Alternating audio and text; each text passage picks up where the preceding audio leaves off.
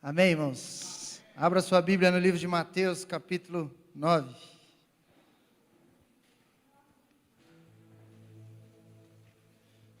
Verso 17. Na verdade, eu quero ler do 14 em diante, amém? Capítulo 9 do Evangelho de Jesus, segundo Mateus, verso 14 em diante. Diz assim, então, estou lendo a NVI, tá? NVI.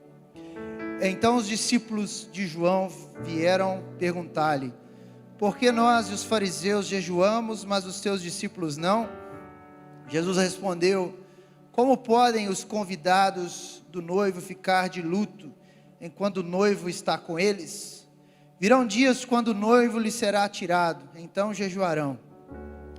Ninguém põe remendo de pano novo em roupa velha, pois o remendo forçará a roupa, tornando pior o rasgo. Nem se põe vinho novo em vasilha de couro velha. Se o fizer, a vasilha ou o odre rebentará, o vinho se derramará e a vasilha se estragará. Ao contrário, põe-se vinho novo em vasilha de couro nova, e ambos se conservam. Amém? Pode se assentar. Glória a Deus. Eu quero aproveitar aqui esse início, já agradecer a todos os irmãos que estão aqui conosco nessa conferência, agradecendo a igreja por todo o apoio, aos nossos queridos jovens que se desprenderam para fazer isso acontecer, amém? Amém, irmãos? Os nossos jovens têm trabalhado muito. Nós passamos aqui uma semana orando todo dia, de 10 horas às 11 horas, tarde da noite, o pessoal aqui orando, clamando a Deus. Tivemos uma vigília na sexta-feira, foi uma benção. Ficamos 3 horas aqui cultuando e dá vontade de ir embora, não. E passamos aqui ontem, hoje, na presença do Senhor, e nós estamos finalizando a nossa conferência, certos que algo novo Deus fará aqui nessa noite, amém? Aleluia, algo novo Deus vai fazer aqui nessa noite. A minha mensagem para vocês é: algo novo Deus fará. Nós passamos aqui ontem estudando Odre, hoje estudando Odre, vamos estudar Odre também, mas nós vamos entender que tem momentos que Deus quer fazer algo novo, um momento que chama hoje. Tem milagres de Jesus que são milagres posteriores, tem milagres que acontecem com o tempo, mas me faz lembrar, hoje à tarde eu estava meditando na mulher do fluxo de sangue. Há 12 anos ela sofria, irmão Rafael, com fluxo de sangue, que não conseguia entender o que era aquilo. Mas no momento que ela toca em Jesus, Jesus fala assim: quem me tocou? Aí aquela multidão olhava para Jesus e falava: como assim, Jesus? Tem tanta gente tocando. Mas Jesus percebeu o toque daquela mulher em específico. Isso é tão maravilhoso, porque uma mulher o tocou diante de toda uma multidão, e Jesus percebeu que ela havia tocado. E as pessoas perguntaram: como você sabe que ela te tocou? Eu falei: porque de mim saiu virtude. E naquele dia aquela mulher foi curada. Eu quero nessa noite trazer uma palavra sobre a sua vida, que hoje vai haver mudança onde você estiver. Estava hoje à tarde meditando. Semana foi difícil, semana com muito compromisso de trabalho, tribulação para tudo quanto é lado. Foi essa semana. Hoje à tarde eu tive um tempo, eu me fechei no quarto e preparando a minha palavra, Deus falou claramente no final, quando eu terminei: hoje Jesus vai fazer coisas nas nossas vidas. Pastor, ontem Tiago falou que Deus faz naquele que tem fé. Quem tem fé aqui? Amém? Algo novo farás. Nós ficamos meditando então sobre o Odre, e hoje eu volto para o Odre. Mas diante de tudo que nós estudamos, nós ouvimos, nós recebemos, Deus me trouxe, não sei se é a fabricação do odre, mas como se faz um odre. E eu vou trabalhar com vocês aqui hoje, nas etapas do odre. Olha que eu não sou da roça, mas eu tive que estudar um bocado, né? E buscar um pouco na tradição as principais etapas. Obviamente as etapas que eu vou falar, não que se esgotam, mas essas etapas são importantes para quando eu quero fazer um odre. A palavra diz que não se assenta vinho novo em odre velho. Por que não se coloca vinho novo em odre velho? Basicamente, resumindo, vinho novo, ele tem muito álcool, fermenta. Uva nova. Quando você coloca o vinho novo em odre novo, ele vai se conservar. Mas se você pegar o vinho novo e um odre remendado, por exemplo, ele não vai suportar essa expansão do vinho. E é interessante, eu não tomo vinho, amém, crente? Amém, crente? Mas quando você estuda, você percebe aqueles sommeliers, fala assim, ó, essa safra aqui é de 1990, alguma coisa, não é assim? Anos e anos e anos o vinho fica conservando até você pegar uma safra. E esses profissionais, né, de vinho falam que quanto mais tempo o vinho fica ali, mais suave ele fica, mais sabor ele fica. Então esse conservar, ele é um conservar por longo prazo. Então a nossa preocupação em trabalhar os nossos odres, que representam a nossa vida, é porque Deus quer que o vinho novo se conserva por longo prazo no nosso odre, amém? A bênção é para hoje, mas o vinho é para muito tempo. Vinho bom, irmãos, é vinho velho, é vinho que fica ali fermentando, ele vai suavizando, e com o passar dos anos, ele vai ficando supimpa. E Deus quer trabalhar nos nossos odres. Algumas etapas do processo de fabricação do odre, eu quero conversar com os irmãos. Começando, a primeira etapa é a escolha da pele do animal. Primeira coisa que precisa fazer, escolher o animal. Então a gente já tem o início de que para fazer um odre, um animal precisa morrer. Na tradição judaica, o odre, ele poderia carregar, é uma vasilha de couro, poderia carregar vinho, água, azeite. E eles matavam animais para que esses animais tirassem todo o couro. E tinha um jeito de matar, eu não sei tecnicamente, mas pelo que eu li, cortava-se o pescoço do animal, as patas, pegava aquele tinha que tirar o couro, né? E fazer ali o odre. Normalmente esse animal era uma cabra, era uma ovelha, era um boi. E ele tirava esse animal, esse couro, e fazia o odre. A seleção desse animal, ela era minuciosa, porque o animal precisaria ser de pele fresca, novo, sem mácula, sem mancha. Porque quanto mais puro era esse animal, melhor era o odre. Está entendendo? Quanto mais puro o animal, quanto mais jovem o animal, quanto mais fresco aquela pele, você tinha um odre melhor. Quando nós olhamos para a palavra, Jesus, ele se tornou um cordeiro. E Jesus, ele se tornou para nós aquele sacrifício. Não haveria odre se não houvesse sacrifício. As pessoas só tomavam vinho, só experimentavam da alegria do vinho se houvesse sacrifício. Deus certo dia olhou e falou assim: essa humanidade sofre demais. Eu vou enviar meu único filho para ele ser o vasilhame, para ele ser a vasilha na qual eu vou derramar meu vinho novo sobre toda a humanidade. E a palavra diz que Jesus, ele morreu como ovelha muda. E lá em João, capítulo 1, verso 29, João diz, quando começa a perguntar: ô João Batista, quem é você? Ele diz: não, eu não sou Elias, eu não sou profeta, mas eu batizo com água. Daqui a pouco vai vir um que batiza com fogo, com o Espírito Santo. E ele diz: vejam, é o Cordeiro de Deus que tira o pecado do mundo. Jesus, ele se torna o vasilhame na qual a ira de Deus, né, se derrama sobre ele. Ele morre. E ele se torna para nós o recipiente na qual o sangue de Jesus pode perdoar os nossos pecados. Aleluia. Então era preciso haver morte.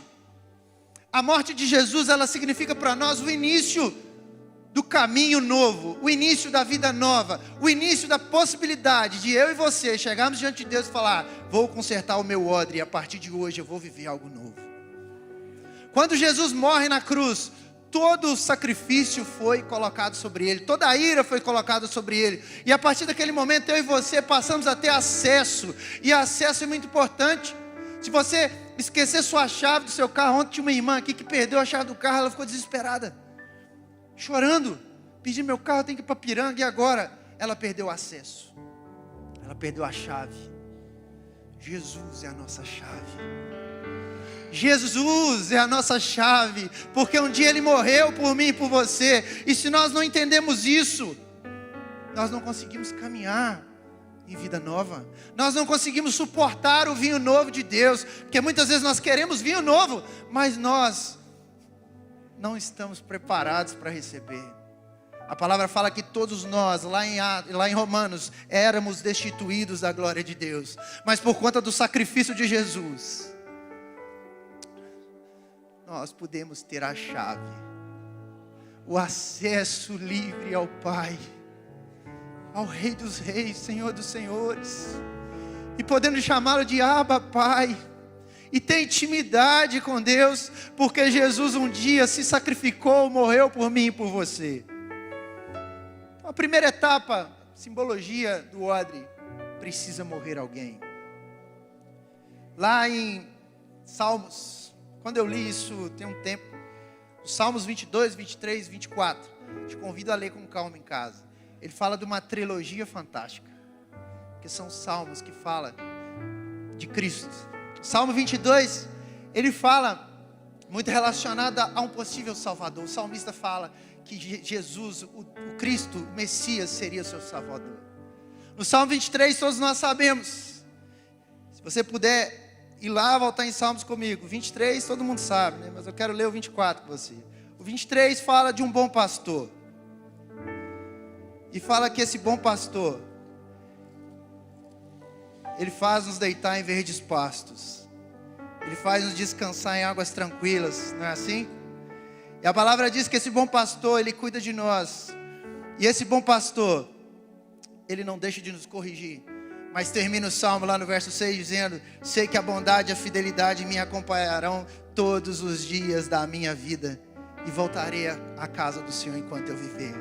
O Salmo 23 fala de um pastor, fala de cajado, fala de correção, fala de amor, fala de conhecimento, fala de intimidade, fala de um Deus que morreu numa cruz e se torna o nosso Pai, que se torna o nosso cuidador. A palavra diz lá em João 10 que o bom pastor cuida das suas ovelhas, e o bom pastor deixa 99 no aprisco e vai atrás de uma que está perdida. O amor de Deus é incomparável. O amor de Deus é perfeito, e Jesus se encarna nesse amor. E o Salmo 24 fala de um soberano, de uma coroa, Jesus. E ele vai dizer: abra-se, ó portais, abrem-se, ó portas antigas, lá no verso 7, para que o Rei da Glória entre. Quem é este Rei da Glória? O Senhor forte e valente, o Senhor valente nas guerras. Um cântico de vitória. Jesus, quando morre na cruz, Jesus, ele se torna o nosso Salvador, o nosso bom pastor, e ele torna o soberano, aquele que tem a coroa, aquele que tem a chave do inferno, aquele que nem a morte venceu, aquele que virá, e virá para aqueles que acreditam nele. Esse é Jesus. Jesus se fez o animal certo, na hora certa, para que eu e você pudéssemos estar aqui. Sabe por que é em Jesus que a gente vai ver a escolha do animal perfeito? Porque eu e você somos cheios de máculas. Paulo fala que pela graça nós somos salvos. E tem um motivo para eu ser salvo e você salvo pela graça. Qual é? Porque o nosso coração se vangloria demais. Nosso coração se vangloria. Imagina, sou um bom pai, coloco os meus filhos na igreja, então quer dizer, se os meus filhos no futuro ficarem dentro da igreja, eu sou responsável por eles estar na igreja. Engano nosso. A gente não faz mais que a obrigação que ensiná-los ele no caminho. Quem faz a obra da salvação se chama Jesus de Nazaré. Se fosse nós, Juninho, nossa, eu mandei bem demais, hein? Como eu fui bom durante a vida dos meus filhos. Mas quando nossa força está no Senhor, a gente faz a nossa parte e crê que é Ele que envia, que é Ele quem faz, que é Ele quem realiza. Se os nossos filhos estão na casa de Deus, graças a Deus. Se nossos filhos estão casando na casa do Senhor, graças a Deus. Se a nossa vida está abençoada, graças a Deus. Se a nossa vida nós temos certeza que somos salvos, graças a Deus, porque Ele nos amou primeiro e Ele se tornou o Cordeiro para tirar todo o pecado, toda a mácula do mundo. Você pode glorificar a Deus por isso nessa noite? Aleluia! Jesus é soberano, só Jesus tira o pecado do mundo. E é impossível eu e você vivemos com Jesus se tiver pecado. Se Jesus não for o nosso acesso ao Pai, nós não estaremos aqui. Jesus é o Salvador. Então o animal certo. Segundo, para eu fabricar o odre, eu precisava limpar e remover pelos. E aqui eu anotei que precisaria limpar bem o couro, removendo sujeira, detritos ou excesso de pelos. Isso pode ser feito embebendo a pele em água e raspando o cabelo com uma faca ou raspador. Eu vou usar muita simbologia aqui hoje.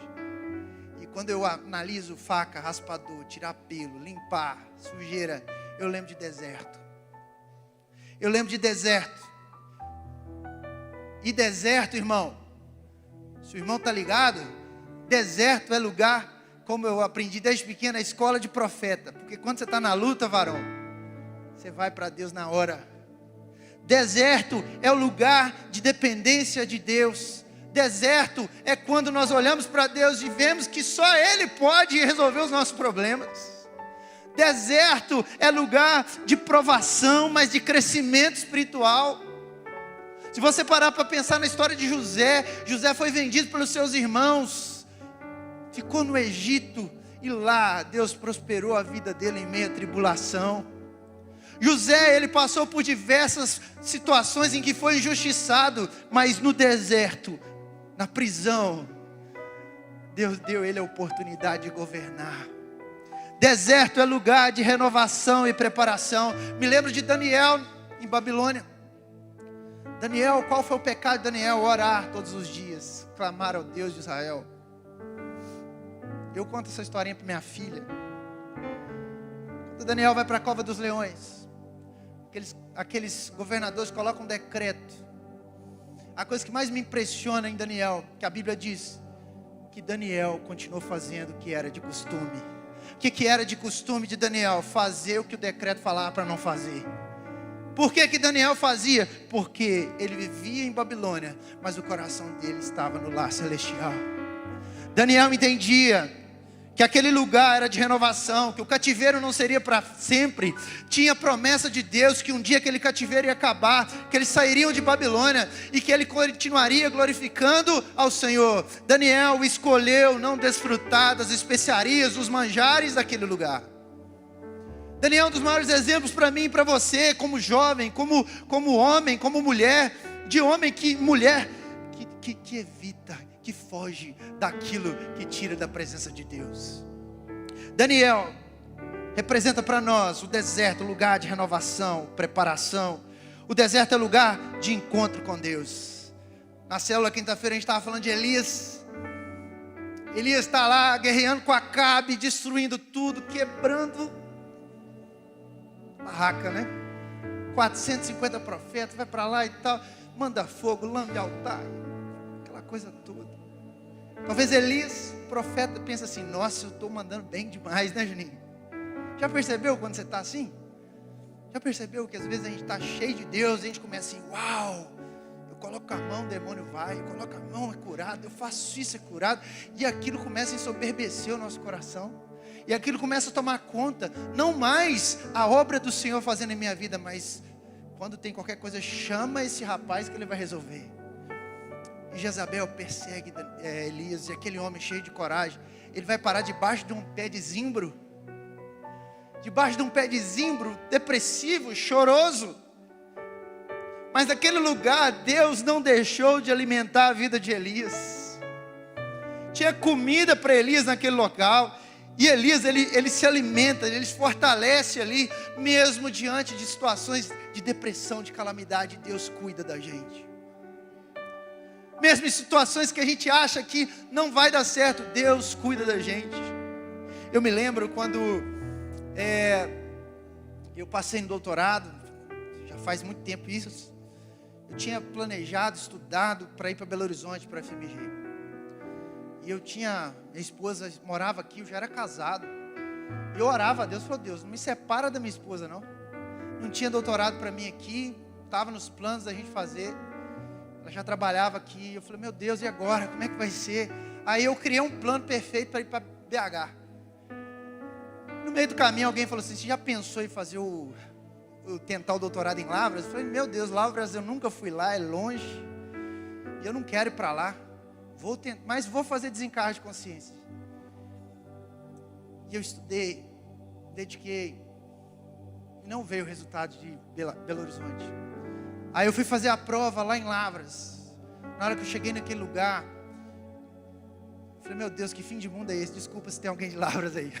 Deve ser a sensação quem vem para Viçosa.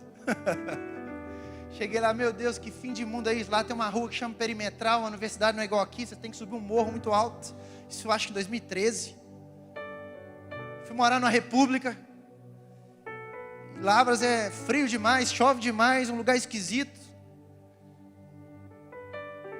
Cadê o menino que estuda lá? Que estudou? Ele pode confirmar comigo.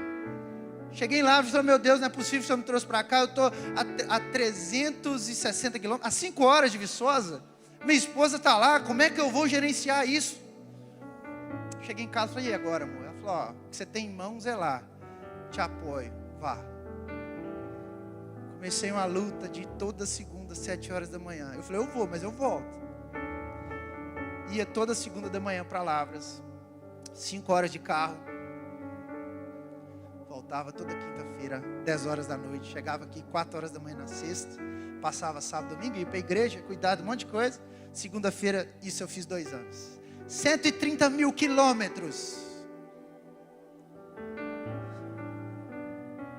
Engraçado, que na época tinha carona do Facebook. E o meu carro sempre tinha louvor. Carro de crente tem louvor, né, irmão? Tinha louvor. E eu comecei a dar carona. Nessa época eu dava tanta carona que um pessoal começou a ser cliente meu. Aí começaram a ir, pagava gasolina. Nós saímos aqui 7 horas da manhã, chegava lá meio-dia, pegava aula à tarde, dava aula à noite, vinha embora. Teve uma época que eu dava aula sexta-feira à noite, saí de lá 11 horas da noite para chegar aqui 4 horas da manhã. Fiz isso por 2 anos. Deus me sustentou durante esses 2 anos que eu passei lá. E é engraçado que quando eu cheguei lá, eu falei assim, meu Deus, esse lugar aqui, o que eu vou fazer? Não tinha igreja, porque eu vinha para cá no final de semana, não tinha célula, não tinha nada. Eu ficava lá estudando, concentrava, estudando, comendo pizza, Coca-Cola e bolo indiano para aguentar a ansiedade. E fiquei lá, e nas minhas caronas eu tinha a oportunidade de falar de Jesus, eu tinha a oportunidade de falar de onde eu vinha, eu tinha a oportunidade de contar quantas pessoas pegaram carona comigo. Chegou a época que eu parava de anunciar já, que a pessoa falou, estou indo com você. Aí teve um dia que a menina estava no carro, dava carona para várias pessoas, tinha uma menina também, ela falando assim, nossa, eu gosto de andar com você, porque você traz uma paz no coração. E nesse caminho de Lavras Viçosa, Deus me deu muita oportunidade de falar de Jesus. Chegou um momento que eu não aguentava mais, eu falei, amor, eu não aguento mais ir para Lavras, eu estou cansado. E é cansativo, toda semana estrada, cansativo, eu quero continuar vindo, preciso que Deus abra as portas. E aí abriu um concurso em Juiz de Fora. Eu falei, fui tentar, tinha 27 pessoas.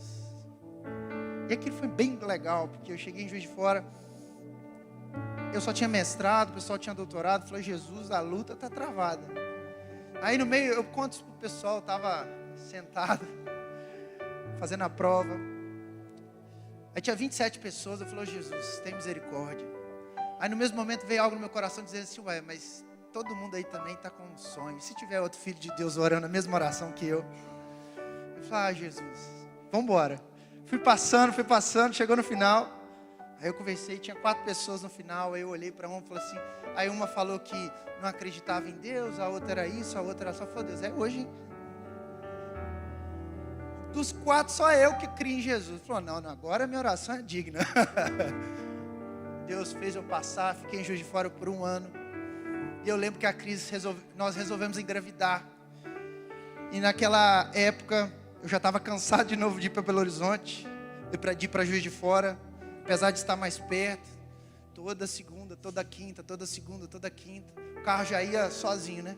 Ia sozinho para lá, voltava, passava perigo na estrada, cheguei a cochilar uma vez, fiquei muito preocupado. A Cris engravidou e eu olhei para ela e falei assim, confesso, os irmãos, meu coração fechou. Eu falei, agora, como é que eu faço? Conversava com pessoas e falava, não, fica tranquilo, eu tenho amigos que vivem assim 20 anos. Aí eu falava assim, eu não aceito isso de jeito nenhum. Eu não aceito viver longe da minha esposa, isso não está certo. Falava com ela, falava, amor, vamos fazer uma transferência? Ela, meu bem, você tem falado isso muito comigo, mas eu vou fazer um propósito com você. Se um ano Deus não te colocar em Viçosa, eu peço transferência.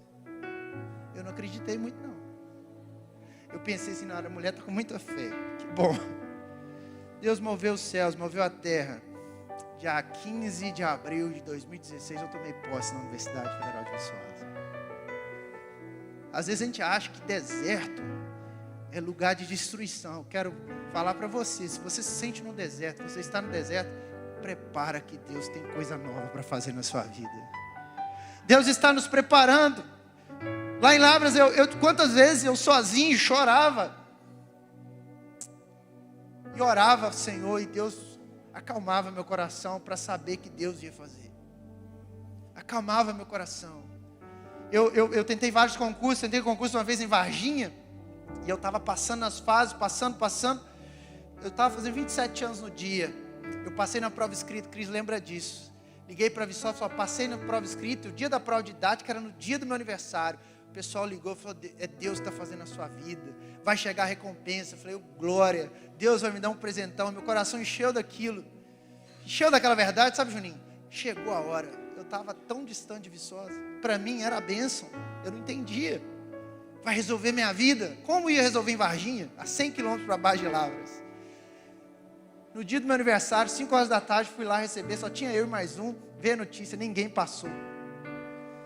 Eu murchei, falei, Jesus do céu, eu estou tentando, eu estou estudando, estou dedicando, por que não está dando certo? Hoje eu tenho a resposta. Era o deserto que Deus estava trabalhando na minha vida, trabalhando no meu caráter, trabalhando na minha paciência, trabalhando no meu encontro com Ele. E naqueles dias difíceis, Deus falava comigo, Deus usava alguém para falar comigo, e vinha promessa de Deus sobre a minha vida. Ou seja, o deserto, ele não foi lugar de destruição na minha vida, eu creio que não é lugar de destruição na sua vida também.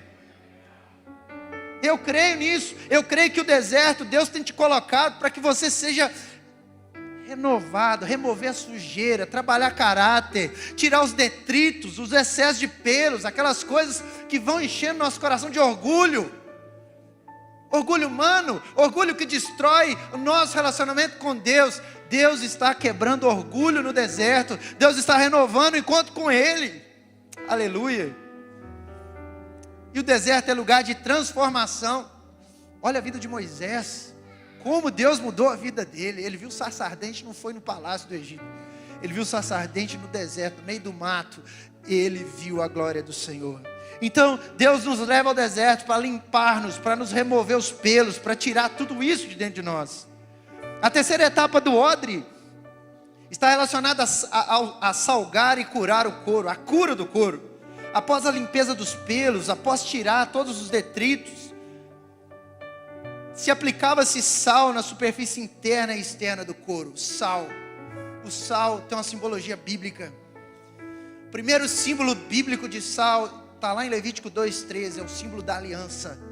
Quando o povo ia levar os presentes diante da arca, levava tudo temperado com sal. E Deus fez essa aliança com o povo. Sal representa aliança. Sal representa símbolo de preservação, sabor, tempero. Mateus 5,13 diz que nós somos o sal e a luz. E o sal especificamente porque traz tempero. Sal tem a ver com símbolo de purificação. 2 Reis 2, versos 19 a 22, Eliseu jogou sal nas águas amargas de Jericó, e aquelas águas se purificaram. Sal tem a ver com purificação, e sal tem a ver com sabedoria e discernimento. Colossenses 4,6, Paulo nos fala que o nosso falar deve ser sempre agradável e temperado com sal. Depois de limpar, Deus joga sal. O pessoal faz barba aí, já viu? os poros abrem. O sal é para quê? Vai te machucar mais, porque é uma quantidade generosa de sal. O sal ajuda a preservar a pele, a remover a umidade. E eles deixavam aquele couro por dias curando no sal. A quarta etapa era o enxágue e esticar o couro. Depois que jogava sal, eles enxaguava aquilo, esticava essa pele para que ela pudesse ter para que ela pudesse ficar flexível. E no contexto bíblico, a flexibilidade está ligada à humildade e submissão a Deus. A flexibilidade primeiro diante da vontade de Deus, lá em Mateus 26, 39. Contudo, não seja como eu quero, mas seja feita a vontade de Deus. Irmão, essa oração ela é muito difícil. Porque às vezes a gente acha que essa oração é uma oração conformista. Oração do tipo, já tentei de tudo, não deu. Seja feita a vontade de Deus. Não é assim no mundo? Na verdade não é isso. Lá em Mateus 6,33, põe em primeiro lugar o reino de Deus e as demais coisas vos serão acrescentadas. Quando você tem a mentalidade que põe primeiro o reino de Deus, você sabe que primeiro seja feita a vontade de Deus. Eu estou numa luta terrível, seja feita a vontade de Deus. Eu estou no deserto, seja feita a vontade de Deus. Isso é uma mente de Cristo. É uma mente que sabe entender que deserto não é lugar de destruição, que prova não é lugar permanente, prova é lugar de treinar e te colocar em locais superiores. Quantas provações temos vivido nesses tempos? Provações emocionais. De uma hora para outra vem um gatilho na sua frente, você fica assim, atemorizado. Você fica atemorizado. E você perde força, já viu? A gente perde força por umas bobeiras. Depois você para um tempão para pensar, fala, meu Deus, por que eu não coloquei o Senhor em primeiro lugar? Esses dias eu passei uma situação e eu fiquei tão atemorizado, sonhei com aquilo. Aí vim aqui sexta-feira na igreja, chorei na presença de Deus e saí daqui renovado. A gente muitas vezes considera que a nossa força vai resolver os problemas, mas Deus está nos chamando para a humildade de reconhecer que a vontade dEle é melhor do que a nossa. A vontade de Deus é melhor que a sua, a vontade de Deus é melhor que a minha. Eu me lembro da pandemia, os meninos aqui, os jovens que a gente acompanha, todo mundo de casamento marcado. Pandemia. E aí? Não vou casar mais. Que não vai que nada. Arrumaram vídeo, arrumaram isso, está todo mundo casado, feliz da vida. Amém? Adaptabilidade, porque a vontade de Deus é perfeita, a vontade de Deus é o melhor para nós, a vontade de Deus não destrói. Irmão, se coloque nas mãos de Deus, primeiro coloque Deus no processo, deixa Deus participar desse momento que você está vivendo.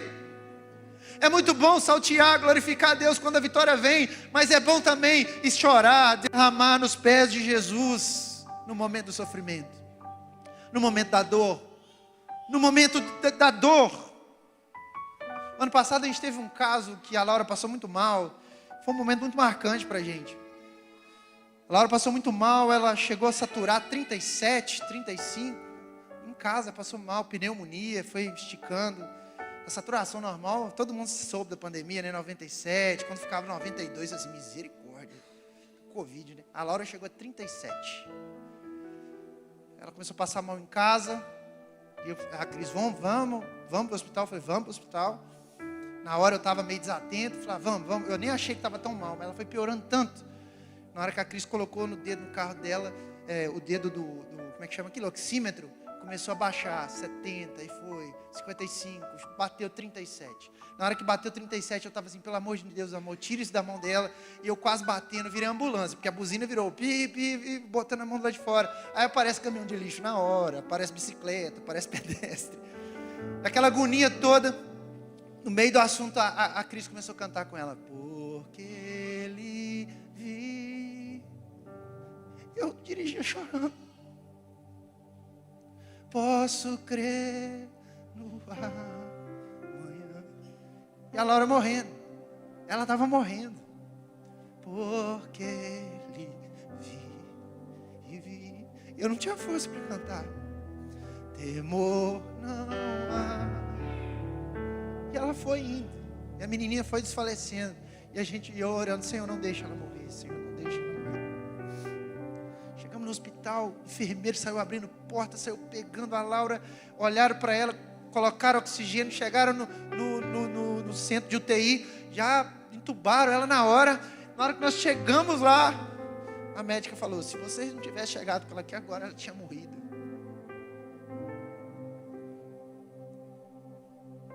Nós passamos muitas aflições, irmãos, mas isso é para transformar o nosso odre. Quando a gente não olha para Jesus, a gente acha que isso é para destruir a minha e a sua vida. Pensa no que você está vivendo, os processos de Deus na sua vida. Os processos de Deus na vida da gente não tem como entender. Os processos da vida de Deus para a nossa vida, a gente tem que se assentar, ficar quietinho e falar, Deus, seja feita a tua vontade em primeiro lugar. Isso não é visão conformista, isso é visão de reino de Deus. Visão de reino de Deus. Em relação às circunstâncias, nós precisamos tomar muito cuidado. Filipenses 4, 12, 13, Paulo nos admoesta a dizer, sei o que é passar necessidade, sei o que é ter fartura. Aprendi o segredo de viver contente em qualquer situação, seja bem alimentado, seja com fome, tendo muito ou passando necessidade, tudo posso naquele que me fortalece. Na hora da luta, irmão, olhe para Jesus e diz, Pai, eu não tenho mais força, eu duvido que Deus vai desamparar o justo. Eu duvido, quem tem experiência com Deus aqui, diante de situações difíceis?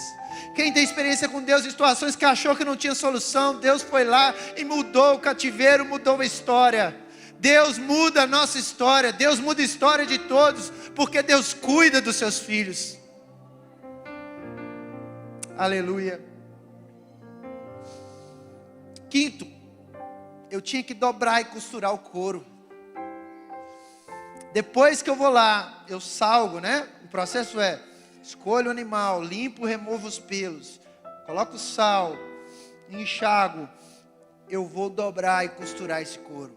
Aquele couro sai inteiro, cortava o pescoço, saia inteiro do animal. E aí eu tinha que fazer a costura, e costura me lembra, sabe do que, irmã Marisa? Fechar as brechas, irmão. Fechar as brechas. Às vezes a gente está fazendo o processo tudo bonitinho do odre, pastor Davi. Só que tem brecha aberta. E brecha é lugar onde o inimigo entra. As irmãs que eu orava às 7 horas da manhã quando eu era pequena, as irmãs do coque mesmo, irmã Neuza, irmã Natividade, irmã Lourdes, falava para mim assim, irmão, fecha as brechas. Ia na tarde da bênção, fecha as brechas. E na reunião, fecha as brechas. Fecha a brecha, irmão. Às vezes nós estamos cuidando do odre, estamos fazendo tudo certinho, mas a gente esquece de fechar as brechas. Certifique-se que as costuras, obrigado meu amigo, que as costuras estejam bem fechadas para evitar vazamento. Neemias 4, de 7 a 9, fala da reconstrução do quê? Dos muros de Israel. E lá, tinha Sambalate, Tobias, tinha um pessoal que estava doido para aproveitar as brechas. E Neemias dá instrução para o povo para fechar. E lá ele diz, Neemias capítulo 7, pode colocar na tela para mim por favor, capítulo 4, verso 7 a 9. Neemias 4, 7 a 9. Quando porém Sambalate e Tobias, os árabes, os amonitas e os homens de Asdod souberam que os reparos nos muros de Jerusalém tinham avançado e que as brechas estavam sendo fechadas, eles ficaram furiosos. O inimigo fica furioso quando você está ligado em fechar brechas. Lá em Isaías 58, capítulo 12, o profeta diz, os teus filhos edificarão as antigas ruínas, levantará os fundamentos de muitas gerações, e será chamado reparador de brechas, e restaurador de veredas, para que o país se torne habitável. Na restauração, na construção do seu odre, comece a reparar essas brechas que ficam por aí. Às vezes a gente está tudo certinho, irmão. A gente fala assim, nossa, eu estou tudo certinho, eu dei um pequeno desvio. O inimigo está trabalhando 24 horas por 7, esperando o momento para te destruir. Ezequiel 22:30. O profeta vai dizer: busquei entre eles um homem que tapasse o muro e se colocasse na brecha perante mim, a favor dessa terra, para que eu não a destruísse. Mas ninguém achei. Não encontrei nenhum disposto a parar, a fechar as brechas. Quem aqui nessa noite está disposto a fechar as brechas? Feche as brechas da sua família, do seu casamento, irmão. Cuidado com as pequenas coisinhas, coisas que destroem. Questões da família, irmão, são pequenas coisinhas. Questões da igreja são pequenas coisinhas. Do seu trabalho, a gente perde tempo com pequenas brechas que se vão abrindo. Dobre e costure isso, em nome de Jesus. A sexta etapa é o teste de vazamento. Não adianta eu fechar não, irmão, pastor. Eu tenho que passar por quê? Pelo teste. Os crentes antigos falavam assim: eu tenho que passar pela moenda. Você não quer cuidar do seu odre? Passe pela moenda, meu irmão. Prova, luta, tentação, dá o nome que você quiser. Teste. O odre vai passar pelo teste. E no teste, meu irmão, é teste. Você acha que é a prova? É o início, né? É o início das dores.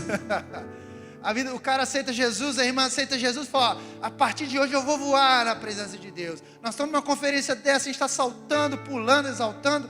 Glória a Deus, Deus está nos movendo no nosso coração. Chega amanhã o boleto lá na nossa casa. Vai tum, tum, tum, tum. Chega o problema de saúde. Chega a dificuldade financeira. Seja o problema dos filhos na escola. O problema é que as coisas não estão dando certo. É o teste. Eu preciso fazer teste de vazamento, para garantir que o odre esteja à prova d'água, do vinho. Eles enchiam com água e verificavam se havia vazamentos. Se fosse encontrado vazamento, eles aplicavam pontos adicionais ou usavam selante natural, cera de abelha, para vedar as aberturas. A Bíblia, o termo teste ou provação é usado para descrever situações em que os crentes enfrentam desafios, dificuldades e provações. Alguns sentidos bíblicos para provação, pega aí. Tiago 1, 3 a 4. Sabei que a prova da vossa fé produz a paciência. Primeiro motivo de você passar por teste, por avaliação, provar a autenticidade da sua fé. Sua fé é autêntica? Pensa, é autêntica ou não? Quanto que a gente prova se é autêntico ou não? No teste. Porque a vida que nós estamos vivendo aqui, irmão, é só um teste. A Bíblia fala que um dia nós seremos salvos, nosso corpo glorificado. Nós iremos para uma terra distante daqui. Lá não haverá mais choro, não haverá mais luta, não haverá provação, não haveria nada. Mas aqui nós estamos sendo testados o tempo todo, porque nós somos seres corruptíveis. Naquele dia, todo choro cessará, toda dor cessará. O que nos cabe fazer? Lidar com os testes e provar a autenticidade da nossa fé, obedecendo ao nosso Deus todos os dias. Obedeça a Deus. O que o teste nos gera? Crescimento, aperfeiçoamento. Romanos 3, 5, 3 a 4, ele vai dizer: não somente isso, mas também nos gloriamos nas tribulações, sabendo que a tribulação produz paciência, e a paciência experiência ou caráter aprovado, e a experiência gera a esperança. Deus está formando o nosso caráter, Reginaldo, pelos testes. Outra função do teste, da prova, da luta: identificar com Cristo. 1 Pedro 4,13, mas alegrai-vos no fato de serdes participantes das aflições de Cristo. Gente, quando a gente está sofrendo, a gente está passando tudo isso, se alegre, porque nós estamos participando junto com Cristo. Evangelho, irmão, o pastor disse aqui final de semana todo. Evangelho, Paulo diz assim lá em 1 Coríntios, né? Quando eu era menino, eu falava como menino. A gente não quer arrumar odre, a gente não quer vinho novo. Como é que vai ter vinho novo se a gente está falando como menino? Deus está nos capacitando para falar como adulto na fé e receber vinho novo dele e suportar por muito tempo. Amém? Aleluia. Outra função do teste: manifestação do poder de Deus. 2 Coríntios 12, 9. E disse-me: a minha graça te basta, porque o meu poder se aperfeiçoa na fraqueza. Em meio aos testes e fraquezas, Deus pode demonstrar seu poder e sua capacidade de nos sustentar. Paulo Estava lá com Deus. Oh Deus, esse espinho aqui na carne. Paulo sofreu, irmão, demais. Certa vez falaram com ele, assim, ô rapaz, tudo que vocês viveram, trocando em nossa linguagem, o que vocês viveram, eu vivi o dobro, o triplo. Passei isso, sobrevivi a naufrágios, tive problema, por amor a Cristo eu fui açoitado, por amor a Cristo eu padeci, por amor a Cristo eu passei por situações que vocês não imaginam. Mas em tudo eu entendi que o poder de Deus se aperfeiçoa na fraqueza. Teste de vazamento. E por fim, qual é o sentido disso tudo? Nós precisamos mergulhar o odre na água. A última etapa. Depois que eu testei os vazamentos, tudo ok. A gente coloca o odre na água. Antes de armazenar o vinho, eu quero avaliar se está tudo ok. É importante mergulhar em água por um período de tempo. Isso ajuda a maciar a pele e a torná-la mais flexível. A Cris confirmou isso para mim, que ela é da roça. E ela falou que lá na roça fazia isso. Tornar mais flexível. O que significa água? E eu vou terminar a palavra por aí. Primeira coisa, a água significa vida espiritual. A água é um símbolo de vida espiritual e saciedade. Jesus vai dizer lá em João 7, 37, 38, quem tem sede, venha a mim e beba. Quem crer em mim, como diz a Escritura, do seu interior fluirão rios de água viva. Água é espírito, água é vida. E sabe como é que a gente recebe a água de Jesus? Rompendo com o natural.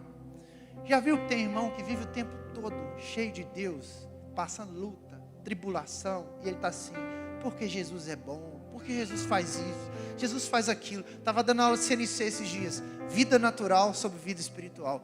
Quando a gente acessa a vida espiritual, irmão, não há luta, não há teste que tira a gente de olhar para Cristo. Você utiliza da luta e fala assim, não, Jesus está comigo, Jesus vai comigo. A gente para de murmurar, a gente para de reclamar. Nossa, eu estou para fazer isso, e agora? Olha para Jesus e deixa as coisas acontecerem. Esse dia eu estava conversando com o Vinícius estava me contando, rapaz, não sei como é que eu me casei. Dos olhos da Laís está aqui. Dos olhos humanos eu não tinha dinheiro, questão financeira. Aí eu olhei para Laís e falei, marca o casamento, que todo mundo falava para mim, quando marcasse o casamento ia dar certo. E ele falou assim, é verdade, marquei o casamento, a coisa começou a andar. O pastor ontem me marcou muito ele falando que a fé, você dá um passo, o chão vem. Dá outro passo, o chão vem. Dá outro passo, o chão vem. Vai andando por fé, não por vista. Aí você marca um casamento, dá um passo, vem. Você vai fazendo outras coisas, vai dando passo, vem. Irmãos, ande por fé. Ande por fé. Eu me lembro quando nós decidimos ser o nosso segundo filho, nossa segunda filha, eu sofri muito. Porque nós nunca entendemos o que houve com a Laura. Eu nunca entendi o que houve com a Laura de verdade. Nós já passamos por médicos em Belo Horizonte, para tudo quanto é canto. Geneticista, não acham o que aconteceu com a Laura. Um dos médicos mais renomados aí de Belo Horizonte, ele falou com a gente que ele já tem 70 e poucos anos, ele falou que Laura era o caso mais difícil da vida dele. Ninguém justifica. Ela sofreu um problema no parto, possivelmente da 39ª semana, mas ninguém sabe. Ninguém sabe o que houve com aquilo. E nós resolvemos ter outro filho. Imagina. Antes teve muita conversa, teve muita oração, até que um dia eu falei assim, amor, quer saber? Creia em Jesus e vamos embora. Você está afim? Vai comigo? Vou. Vamos de novo? Vai. Se der ruim, nós vamos junto? Vamos junto. Mulher corajosa essa daqui. E ela, vamos lá, nós queremos. Começamos a orar. Senhor, nós amamos a nossa filha Laura, ela é preciosa para nós, ela é única para nós. Nosso coração é feliz demais por tê-la, nós somos realizados por ter a Laura. Mas nós sabemos a dificuldade que é cuidar, nós sabemos a dificuldade que é ter deficiência nesse mundo que nós vivemos. E Deus abençoa essa gravidez. E orando, e eu quase tendo uma síncope. Conversando com o médico, vai aqui, vai lá, e vamos, chegando. Foi chegando na hora do parto, eu fui ficando angustiado. Nossa, eu tremia nas bases. Ele falou, Jesus tem misericórdia. Minha oração, eu falei, Jesus, me perdoe meus pecados, não causa nenhum problema. Jesus abençoa minha esposa. Minha oração era só isso, fiquei egoísta, orando, sofrendo aquela coisa, conversava com o discipulador, falou, pastor, eu estou apertado, estou preocupado. Chegou o dia do parto, de uma hora para outra, vamos fazer o tal do parto. E vai para o parto, conversa com a médica e tal. E eu sentei com a Cris, eu participei dos 3 partos. Fomos para cesárea, na hora que eu sentei na cesárea, a mulher me chamou, eu fiquei lá, de olho fechado, não queria ver nada. Não queria ver nada, de tão atemorizado que eu estava. Naquele dia o chão veio, na hora que eu ouvi o chorinho da Isabela. Nós olhávamos um para o outro e ria. Na Laura a gente não viu o choro. A Laura não ouve isso. Não ouve. Na hora que eu ouvi o choro, eu chorei junto. Os médicos choraram junto com a gente, você acredita? Choraram junto com a gente, porque eles conheciam a nossa história. Deus preparou a mesma pediatra, outras médicas, e elas choraram junto. Falou, Josiel, olha que é uma menina saudável. E a Isabela danou a chorar, e chorou bons dias. Dá o passo que vem o chão. Dá o passo de mão de fé, ó, começa a andar aí, ó. Ah, eu quero casar, você está esperando chegar a Disney para fazer seu casamento. Não vai não, irmão. Dá um passinho assim, ó, vai. Ah, eu quero começar uma profissão e tal. Dá o primeiro passo, vai trabalhar, vai estudar, dê passo de fé, irmão. Não ande por vista não e espera que o chão vai vir. Aí você vai dando um passo e fala assim, nossa Deus, o Vinícius está assim comigo. Eu olho para trás, tem 2 anos que eu casei, eu não sei, mas Deus tem dado provisão, tem sustentado, nunca faltou na minha casa. Nunca faltou, irmão. Passo de fé. Aí eu lembro que nós decidimos ter o 3º filho e estava programando assim, para daqui a um tempo. Deus não deixou nem sentir nada, porque veio no susto. Teve um dia, a Cris falou, estou passando mal. Eu brinquei com ela, você está grávida, hein? Ela, de ser público, José, eu estou fazendo doutorado, não é hora para isso não. Aí eu falei, vai lá na farmácia e pede um teste, você vai ver. Aí eu chamei a Isabela e a Laura, falei, vem cá minhas filhas, vamos celebrar aqui que está vindo um novo irmãozinho para casa. Brincando, rindo da cara dela. Ela foi lá, não quis nem ver, me deu. Eu falei assim, eu olhei assim, amor, o que eu tenho que saber aqui se você está grávida ou não? Tem que ter 2 fitinhas aí. Faça essas 2 aqui, ó. A mulher chorou. Meu Deus, agora, Senhor, eu não tive nem tempo de sofrer. Deus enviou. Sabe qual era o nosso plano lá atrás, irmãos? Quando eu conheci a Cris com 19 anos, eu sempre repito isso no Ponte Jovem, vou repetir aqui na igreja.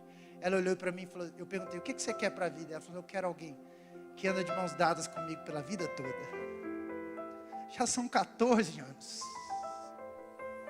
14 anos. Que a gente tem pisado e o chão tem vindo. A gente tem pisado e o chão tem vindo. Mateus com 3 meses de gravidez, a médica falou que ele poderia ter síndrome de Down. Vocês não sabem o tanto que eu chorei de novo. Eu falei, Jesus, tem misericórdia, Senhor. Foi 24 horas, ele falou, Deus deu sabedoria, faz outro exame. Fez outro exame. O médico, tá tudo aqui, não tem problema nenhum. Relaxa, segue a vida que vai... O menino é grande, vai estar uma bênção. Está aí, correndo para tudo quanto é lado e Deus abençoando. Dê passos de fé, irmãos. Amanhã é segunda-feira, dê passos de fé. Jovem, se quer casar, dê passos de fé. Jovem que está solteira, dê passos de fé e chega perto da irmã e conversa com ela, pelo amor de Deus. Fala, oi, varoa. Deus te escolheu para mim. Vai embora, seja feliz, amém? Então, é vida espiritual. Quem vê a vida pelo olhar espiritual, não anda por vista, anda por fé, irmão. Fé. E a fé, ela é instantânea. Eu conheço gente que aceita Jesus, no outro dia ele já está assim, eu tenho fé, quer saber se essa montanha aqui mover, nós vamos mover ela. Tem gente que tem uma fé até exagerada. Fé, vida espiritual, rompa com o mundo natural. Última coisa, o que é a última etapa? O que essa parte de mergulhar o odre na água significa? A restauração e bênção de Deus sobre o povo. E eu quero que você abra a sua Bíblia comigo, que nós vamos encerrar mesmo. Em Ezequiel 47. Ezequiel 47. Ezequiel 47 fala de uma visão que Ezequiel teve. Ezequiel 47, verso 1. Amém, irmão? Estão ligados aí? A gente já está acabando, a gente vai orar. Diz assim: o homem levou-me de volta à entrada do templo, e vi água saindo de debaixo da soleira do templo, e indo para o leste, pois o templo estava voltado para o oriente. A água descia de debaixo do lado sul do templo, ao sul do altar. Ele então me levou para fora, pela porta do norte, e conduziu-me pelo lado de fora, até a porta externa que dá para o leste, e a água fluía do lado sul. O homem foi para o lado leste, com uma linha de medir na mão, e enquanto ia, mediu 500 metros. E levou-me pela água que batia no tornozelo. Ele mediu mais 500 metros, levou pela água que batia no joelho. Mediu mais 500 e levou-me pela água que batia na cintura. Mediu mais 500 metros, mas agora era rio, e eu não conseguia atravessar, porque a água havia aumentado, e era tão profunda, que só se podia atravessar a nado. Era um rio que não se podia atravessar andando. Irmão, a última etapa de transformação do odre para receber vinho novo é mergulhar na água. Não tem como a sua vida ser pronta para receber vinho novo se não tiver mergulhado na água do Espírito Santo. Estou te dando a notícia de Deus para a sua vida. Ezequiel 47 nos diz que a água, ela representa a presença e a graça de Jesus. E aqui diz que por onde a água passa, há vida. A vida. Seres espirituais só vivem se tiverem mergulhados na água do Espírito Santo. Mergulhar na água do Espírito Santo significa que eu estou pronto para receber vinho novo. Porque quando eu estou mergulhado, eu já não estou preocupado com o que as pessoas olham para mim, o que as pessoas falam de mim, ou o que eu vou fazer no dia de amanhã, porque eu entendi que Jesus é o centro das minhas atenções. Ah, mas Jesus então viveu o centro das minhas atenções, eu vou ficar igual um monge, no alto de uma montanha, o dia inteiro assim, não, irmão, você vai trabalhar pensando que Jesus está cuidando da sua vida. Você vai para a escola sabendo que Jesus está cuidando, te dando discernimento. Foi profetizado isso aqui sobre a sua vida. Jesus dá discernimento, Jesus dá entendimento. Você vai trabalhar, Deus te ajuda com situações. Às vezes tem uma situação difícil para resolver, para um pouquinho e fala: Jesus, me ajuda aqui, eu não estou conseguindo. Me dá entendimento, me dá sabedoria. Me dá sabedoria. Quando eu estou mergulhado, as promessas de Deus fazem sentido para mim, porque quando Deus promete, você pega a palavra e fala assim: isso é para mim, eu vou andar com Jesus por todos os dias, porque Ele me prometeu fazer andar em lugares celestiais, e eu vou para lá. Eu vou para lá. Eu lembro que a primeira promessa que eu recebi na minha vida, o pastor estava contando, estava relembrando, eu sou também ex-nada, né, na igreja. Aí eu era pequenininho, cheio de ansiedade. O irmão chegou, colocou a mão na minha vida e falou assim: ó, Deus, eu te prometo, usou os termos da Assembleia de Deus lá, né? Sou Deus que fala contigo, estou abrindo caminhos para você que você não entende. O pastor falou que ele vendia picolé, eu também vendia, eu era melhor que ele vendendo picolé. Vendia muito melhor que ele, porque eu tinha meta, era 50 nas férias. Quando eu batia 50, eu entregava o carrinho, que era R$5, ganhava 10 centavos. Na época eu vendia coxinha na rua. E ele falava assim, com as palavras simples: eu vou te assentar em lugares que você não entende. Eu vou te levar para locais que você nunca viu, que você nunca imaginou.